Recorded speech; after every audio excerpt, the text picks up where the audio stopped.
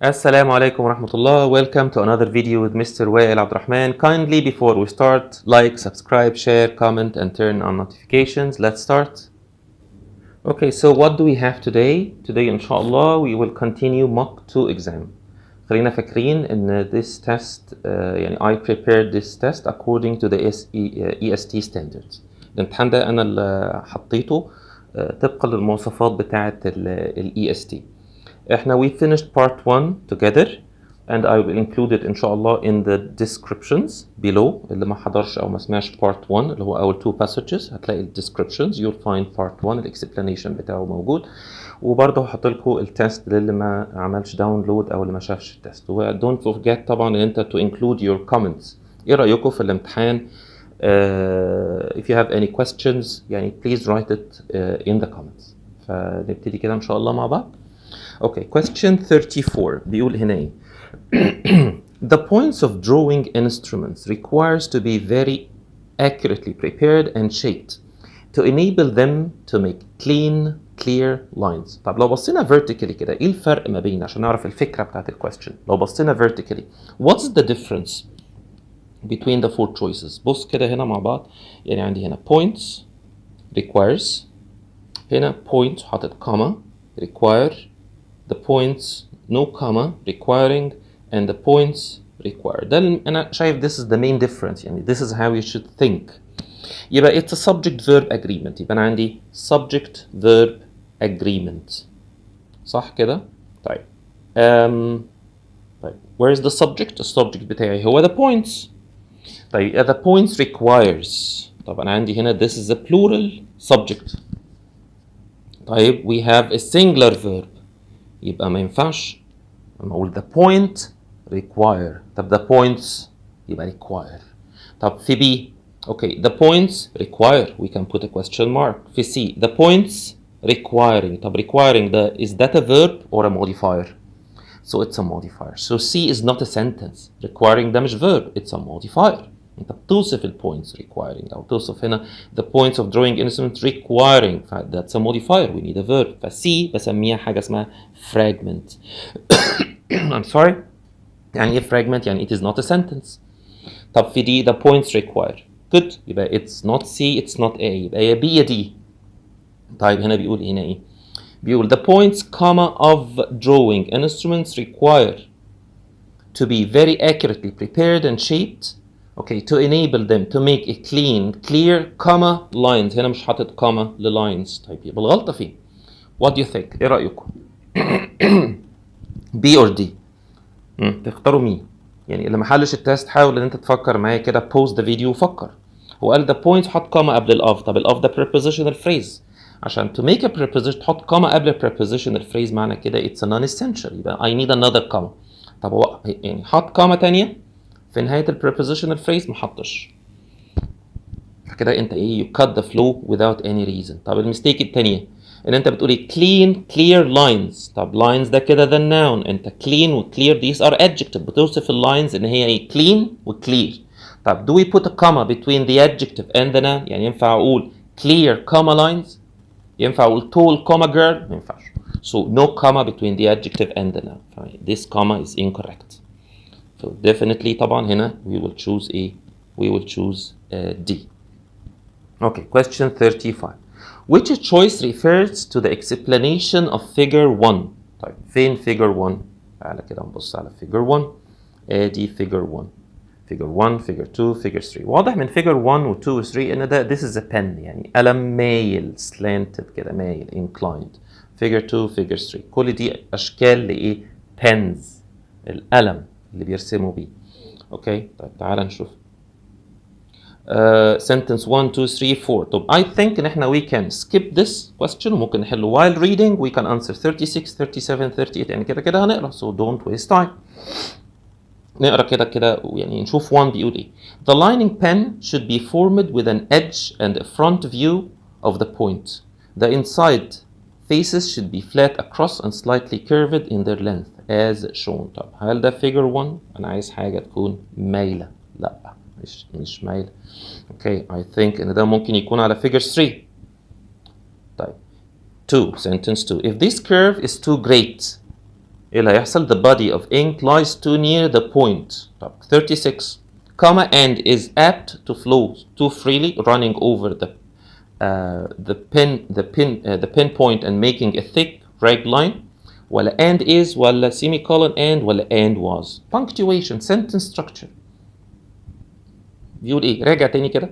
If this curve is too great بعدين حط comma عشان دي fragment.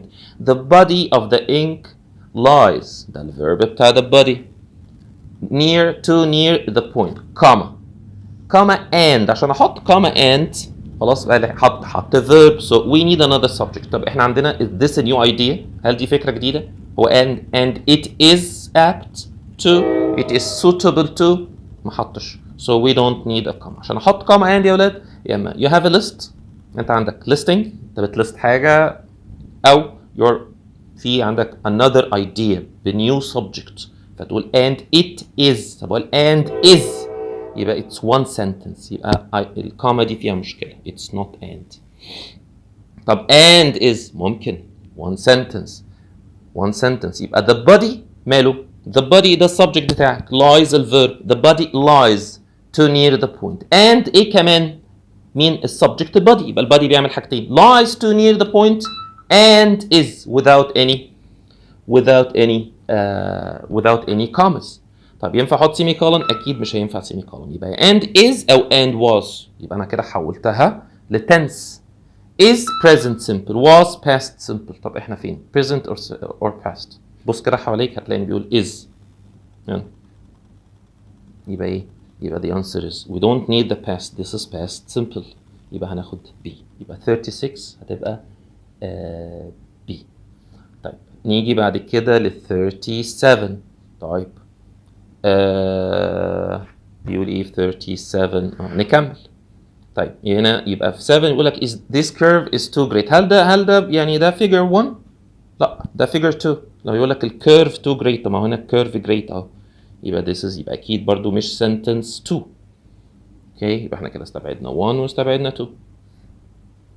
طيب on the other hand question 37 on the other hand if the inside faces between which the ink lies is too parallel and narrow near the points the ink dries in the pen and renders a too frequent cleaning necessary. طب لاحظ كده برضو هنا عندي ايه يعني هو عايز ايه بص كده بيقول هنا faces وحط comma وهنا comma is اوكي faces هنا حط comma is faces comma are faces comma وcomma are. طب برضو يبقى punctuation مع subject verb agreement تاني يبقى faces ده subject يبقى if the inside faces هو بيتكلم على inside faces. طب فين الverb is تاني ينفع faces مع is no هنا faces the plural is the singular so it is not a. طيب faces في B faces و is برضو ما تنفعش. طيب C faces are yes ده plural و are plural faces plural and are plural. طب what is the difference؟ نشوف كده الفرق شيل كل ده تاني يبقى it's either C or D. طب هنا حاطط comma قبل between يبقى ده معناه ان ال prepositional phrase ايه non-essential انت عايز كل البارت ده يبقى non-essential فانت حطيت comma هنا ما بين السبجكت والverb. don't put a comma between the subject and the verb. اوعى تحط comma بين السبجكت والverb but ممكن you can put two commas ليه عشان يبقى non-essential. طب مين اللي اداني ده D يبقى faces هنا non-essential وقبل ال are non-essential عشان يبقى كل ده كده ال prepositional phrase ده كله non-essential اشيله بالتو commas بتاعته يبقى the faces are too parallel and narrow near the points so 37 هتبقى D. طيب اوكي looking number 3 احنا لسه بنفكر في number 35 وبنقراها وبنحل 36 37. looking at the face عشان توفر وقت looking at the face of the pen its point should have an even curve the edge being as sharp as it can be made without cutting the drawer paper. برضو ما ادانيش حاجة اللي هي القلم المايل ده. Upon this quality depends the fitness and cleanness of the line it will make. Okay, question 4. This thin edge should extend around the curve as far بعدين هنا 38 as far the dotted line then the dotted line so the dotted line as the dotted line. idiomatic expression على طول. لقيت than so as يبقى ده idiom على طول. idiomatic expression. as far تاخد ايه؟ as far then, as far so, as far as ولا without. اوكي طبعا الايديوم بيقول ايه؟ as far as معروف. as مع as هي دايما بيحبوا بعض. as دايما كنا نقول as. طيب so that it will be practicable to slant the pen in either of the direction. بيبقى عملي جدا ان انت تميل القلم in either direction في اي اتجاه. انت تقدر تميل القلم. you can slant the pen. يبقى احنا كده جبنا ايه؟ جبنا question كمان. مين؟ 35 اللي هي هتبقى دي. اوكي طب نيجي ل 36. I'm sorry 39. اوكي في 39 بيقول ايه؟ and it is obvious يعني clear واضح. and it is obvious that its thickness must be equal around the arc. اوكي مش لازم نكمل. it thickness ولا that its thickness ولا that their ولا its. طبعا يعني possession pronouns هنا مع بعض. طيب اول حاجه نعملها elimination. طبعا دي يعني مفيش حاجه اسمها كده. دايما اعمل eliminate للشكل ده. that's not English. طيب احنا فكر كده. do we need possession؟ احنا محتاجين possession. ايوه هو بيتكلم على thickness بتاعتها. طيب يبقى ما ينفعش it. يبقى يا its thickness يا their thickness. طب ايه الفرق؟ it's for singular non-living طبعا. their plural living or non-living. طب هو بيتكلم على ايه؟ هو بيتكلم هنا على البن. لازم تشوف البروناون ده او ال its او their يعني رايح لمين؟ بيريفير لمين؟ البوزيشن بتاع مين؟ الثيكنس بتاعت مين؟ بتاعت pen or pens؟ one pen. فهناخد مين؟ its. يبقى 39B. okay the next one number 40. okay for 40 تعالى كده نقرا. This is an advantage for two reasons. First, the trouble of setting the square edge exactly coincident is avoided. And secondly, the liability of the ink to adhere to the edge of the square blade flowing on the paper and make a thick ragged line is prevented. طيب بص كده على السؤال ده عشان تعرفوا عايز ايه. بص كده vertically ايه الاختلافات. okay هنا انت بعد first you put a comma. اوكي هنا حاطط قبل الايز حاطط كاما. هنا في كولن.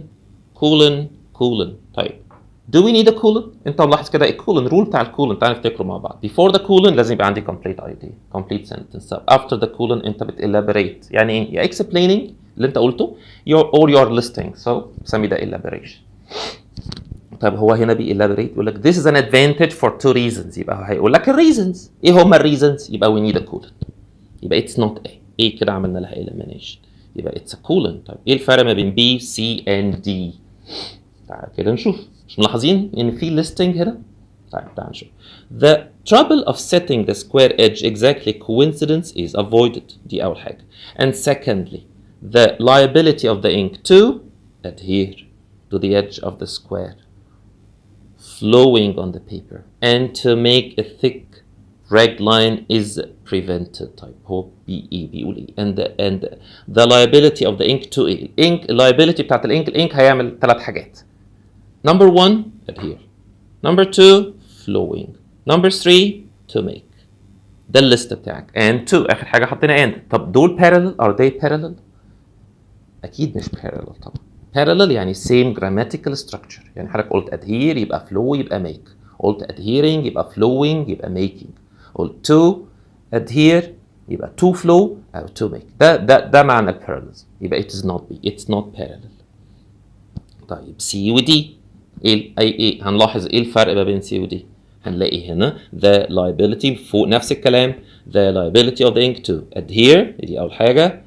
comma flow يبقى الانك هيعمل 3 حاجات. adhere هيلتصق هيلزق. flow on the paper هيمشي على البيبر. and make ايه thick ragged. تمام يبقى C ممكن تمشي. طب ايه الفرق ما بين C و D؟ ملاحظين هنا في دي حاطط كاما قبل الاز. هنا حاطط الاز من غير كاما. طب لازم نقف بقى هنا على sentence structure. هي is prevented الفيرب ده بتاع مين؟ ايه ده اللي is prevented؟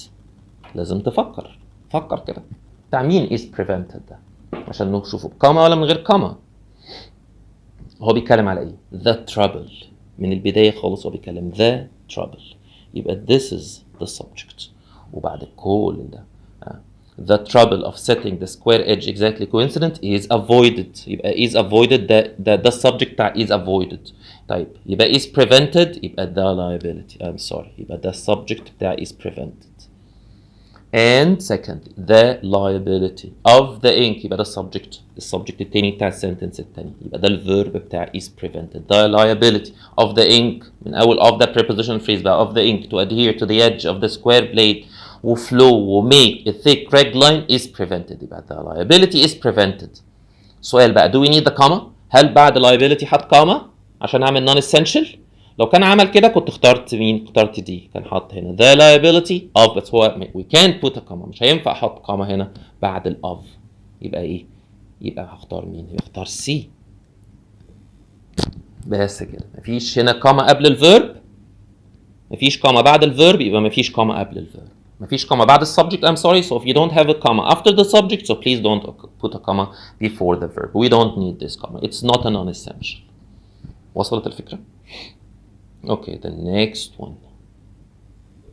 Okay, question 41. The writer would like to insert this sentence placement. Then stone the faces until this curve is brought up to a sharp edge at the point between the two pen legs forming the point. Sentence placement. خليكم فاكرين كنا بنحله ازاي مع بعض؟ دور على الكلو، دور على كلو. طب ايه الكلو هنا؟ this curve. شايف بيقول لك ايه؟ يبقى اكيد هو قال الكيرف بعدين قال لك ايه؟ this curve. انا عمري ما هقول this curve غير لما كنت اتكلمت على الكيرف. فدور اتقالت فين الفكره بتاعت الكيرف دي، اتقالت فين وحطها. طيب احنا ممكن واحنا بنحل 41 ممكن نحل 42 43 و44 كده احنا هنقرا so don't waste time. تعال نقرا اول حته sentence 1. Each of the legs should be of equal thickness at the pen point edge so that when close together the point will be in the middle of the edge. ممكن تحط هنا before sentence 1؟ أكيد لا. It's not before sentence 1. طيب the width and curve of each individual point should be quite equal. طبعا it's not. D quit like go away ينسحب. quite B had it quite. يبقى ايه قصدي؟ هناخد 42A that's vocabulary. quite equal يعني متساويين شوية مع بعض. And the easiest method of attaining this end is as follows. Okay, ما تقالش هنا حاجة. طيب take a small slip of Arkansas oil stone and with the pen points closed firmly by the screw trim the pen edges to the required curve. كلمني على الكيرف هنا. Has make the curve as even as possible. ندخل على 43. Has make أنا محتاج verb هنا، يعني حط هنا كاما. طب في كاما تانية عشان أحط كاما verb صح كده؟ عشان أحط كاما وverb لازم في كاما تانية عشان أحط السبجكت. This is the rule. طب في أي كاما تانية؟ لا مفيش أي كاما تانية. So مش هينفع نستخدم verb. طب فين الverbs عندي؟ has make ده verb في present perfect. made verb في past. makes verb في present. making ده modifier. الوحيد اللي ممكن يتحط after the comma. You are modifying. So it's D. اوكي وبالتالي عرفنا كمان نحل فين؟ نحل 41. يبقى 41 after sentence 3 لما بيقول هنا ايه؟ trim the pen edges to the required curve making the curve as even as possible. احنا هنوصل الكيرف اللي احنا عايزينه. بعدين then stone the faces until this curve اللي هو اتكلم عليه الكيرف اللي هو قول عليه الكيرف ده is brought up to a sharp edge at the point between the two pen legs forming the point. كده بقت سهله. اوكي 44 يقول ايه؟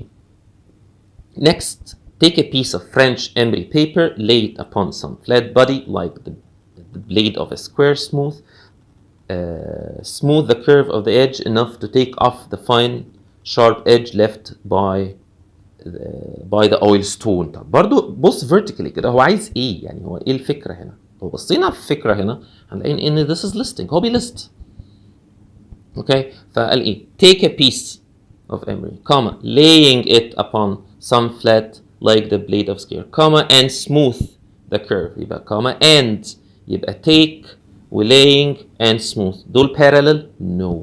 في A حط أي commas؟ حط and؟ No. طيب C take وبعدين lay and smoothed كان المفروض يحط كوما قبل lay وsmoothed ما ينفعش. انت قلت take يعني كان بيقول لك sit down a complete sentence. take مين اللي take you حضرتك take يبقى this is بيقول لك take خد take a piece of French emery. ايه كمان lay it upon. ايه كمان كان المفروض قال smooth. these they are not parallel. طب في دي take a piece of emery comma lay it upon some flat body and smooth the curve. نعم الكيرف يبقى it's D. معلش I noticed ان انا بدأت من passage 3 سوري passage 4 والمفروض كنت اخد passage 3 لان في البارت 1 احنا خدنا passage 1 و 2 فاحنا دلوقتي اخدنا passage 4 فمعلش بقى ايه يعني هي لخبطت معايا شويه ف we can start from ممكن دلوقتي ناخد الباسج اللي هي passage 3 بسرعه كده مع بعض. اوكي for question okay 23. Okay, the first of the great personalities in Florentine painting was Giotto. Florentine يعني anything that comes from Florence دي city في إيطالي.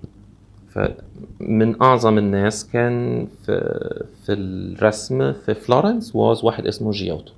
Okay, although he affords no exception to the rule that the great Florentines exploited and used all the arts in the endeavor يعني محاولة in their trial to express themselves.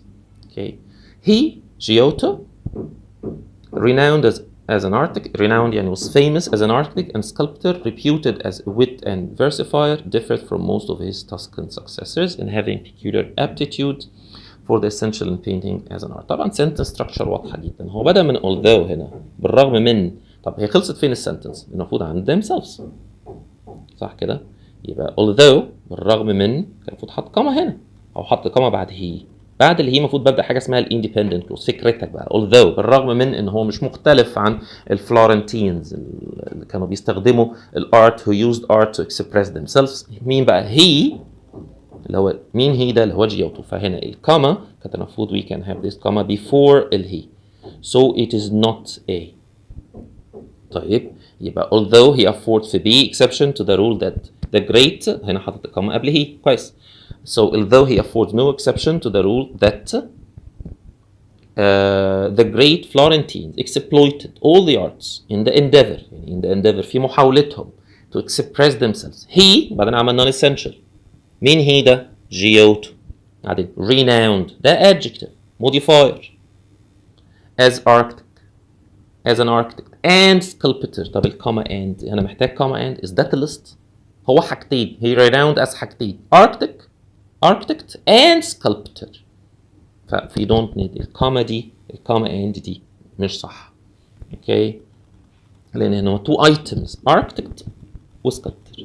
طيب C that the great Florentines exploited all the arts in the endeavor to express themselves. He بعدين في non-essential شيله كده renowned as architect and sculptor, reputed as a wit and versifier يبقى ده كده adjective وده adjective كل ده modifiers.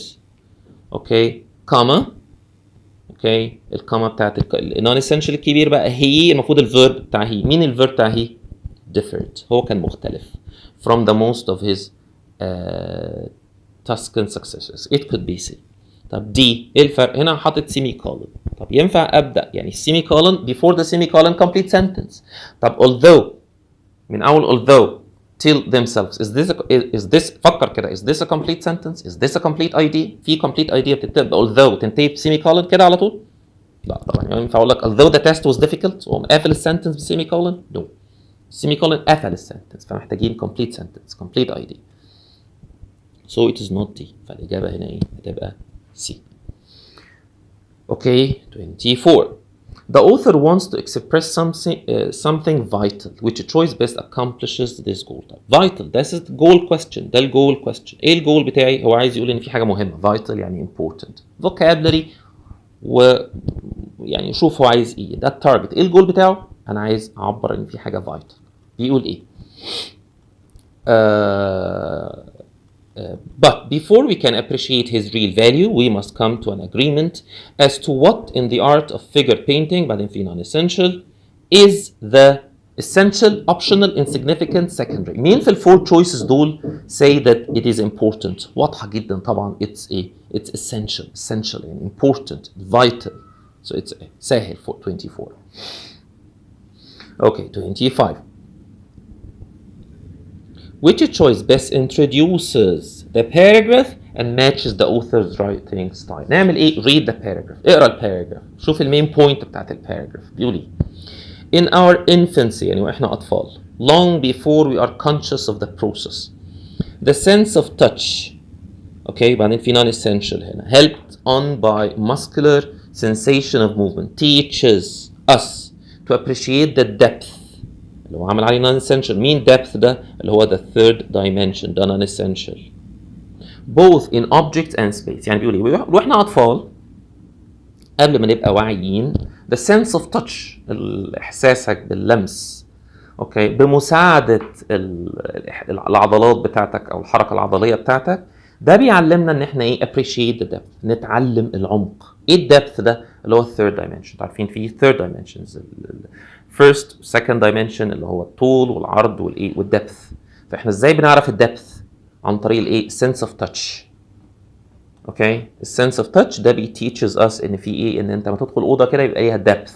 اوكي، او تشوف بينتنج مثلا، تشوف الدبث بتاع البينتنج، في عمق مش مجرد طول وارتفاع.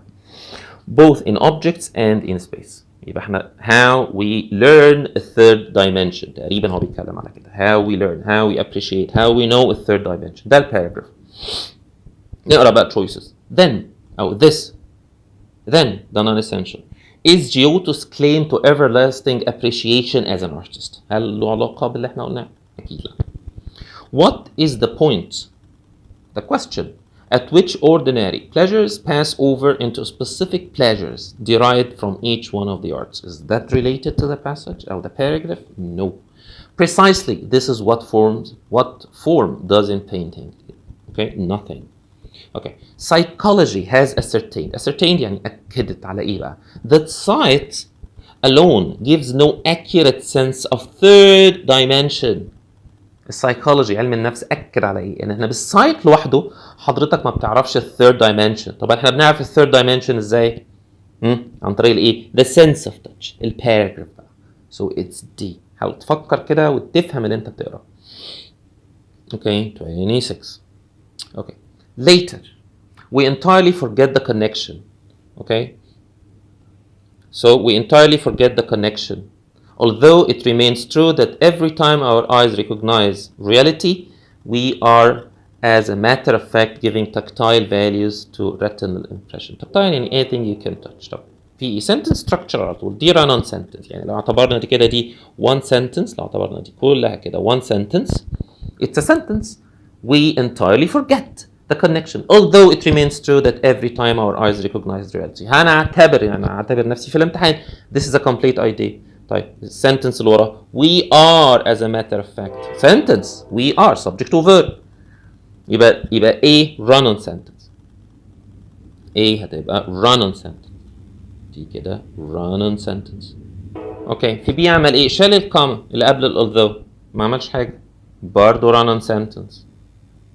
طب في C حط that. طب يعني ايه؟ طب جربها كده، جرب ان تبقى although it remains true، يبقى ده كده non-essential. ازاي؟ later we entirely forget the connection that، احنا بننسى the connection that every time our eyes recognize reality we are، وبعدين في non-essential تاني اللي هو as a matter of fact ده non-essential، we are giving tactile values to retinal impressions. why not? it could be. طب بص كده على C هتلاقي ان هي ايه الاختلاف؟ ان حط بعد tactile كاما. طب هنا محتاجه الكاما دي يقول لك giving tactile values. نرجع تاني نفس الفكره اللي هو انت عند حضرتك adjective وعندك noun. tactile values قيم ملموسه، قيم ملموسه tactile values و no comma between the adjective and the noun. ما ينفعش. تاني هقول لك ما ينفعش اقول tall comma girl، مفيش حاجه اسمها كده، او tactile comma values او tactile values على طول.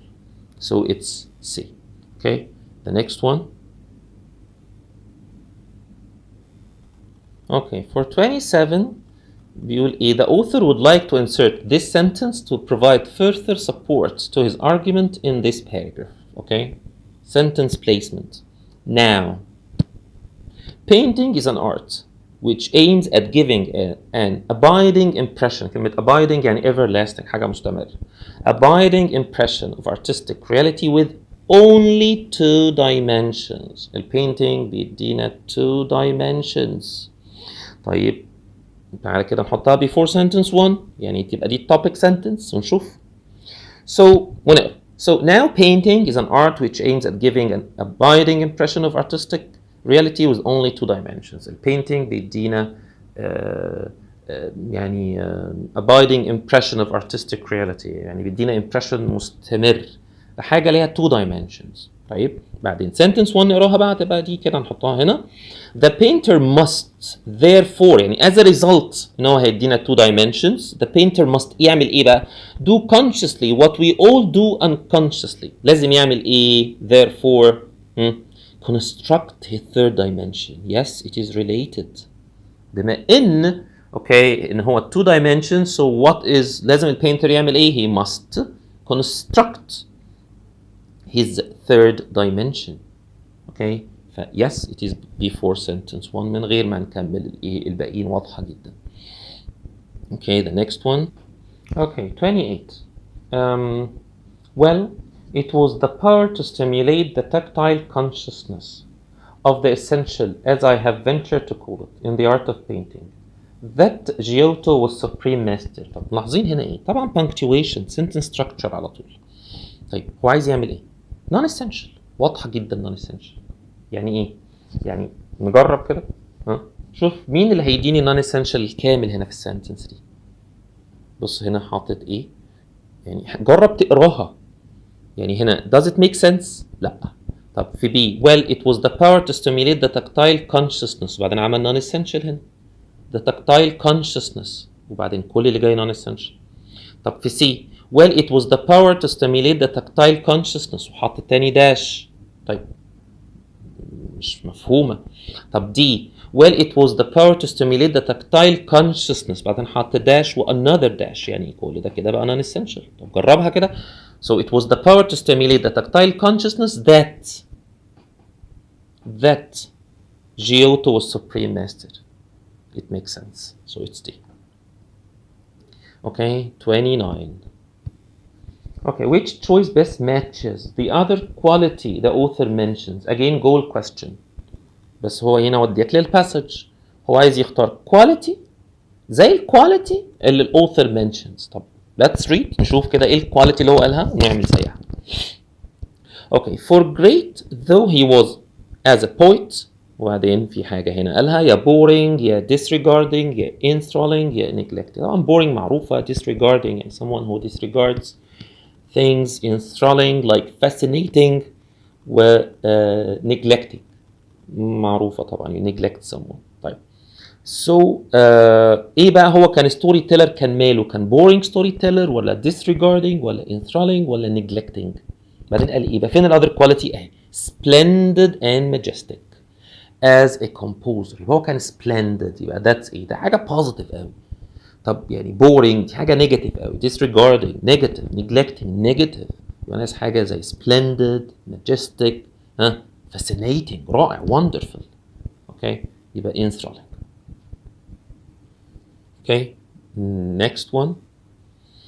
Okay, for number 30 بيقول هنا طبعا قرينا البارت اللي فوق. He was in these qualities superior in degree only to many of the masters who painted in various parts of Europe. هو بيتكلم عن الماسترز اللي كانوا بيرسموا في various parts of Europe during the thousand years that هم كانوا بيرسموا خلال السنين thousand years that ايه بقى؟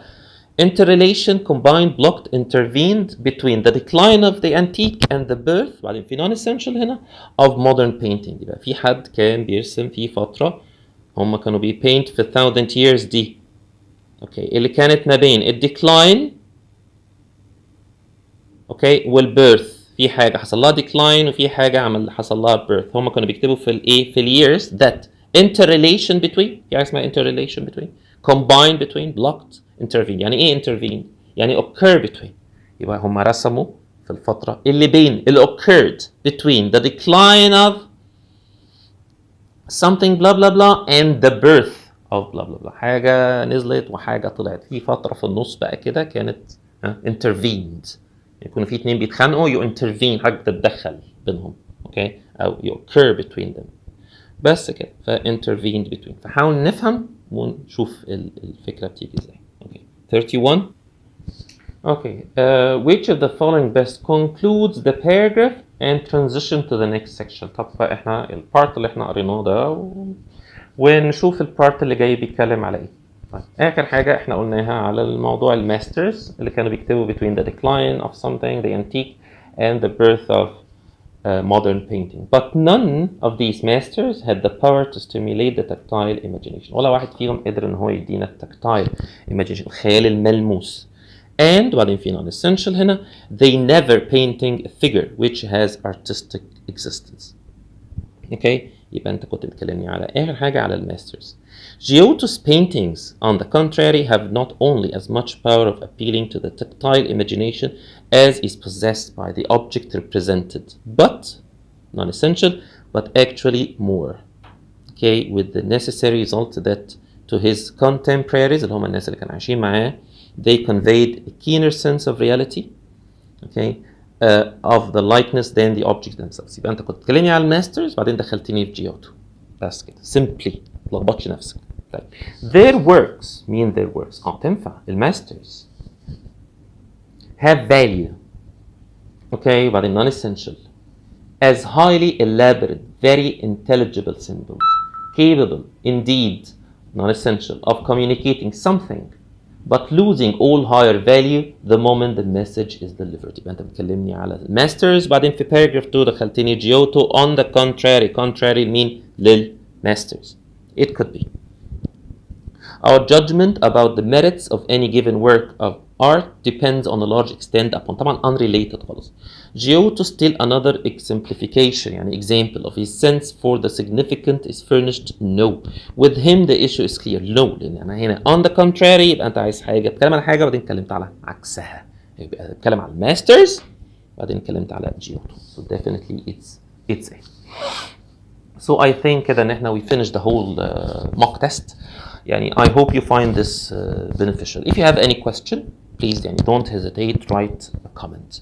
وما تنسوش تقولوا رأيكم في الامتحان، هل يعني فعلا مفيد استفدتوا منه.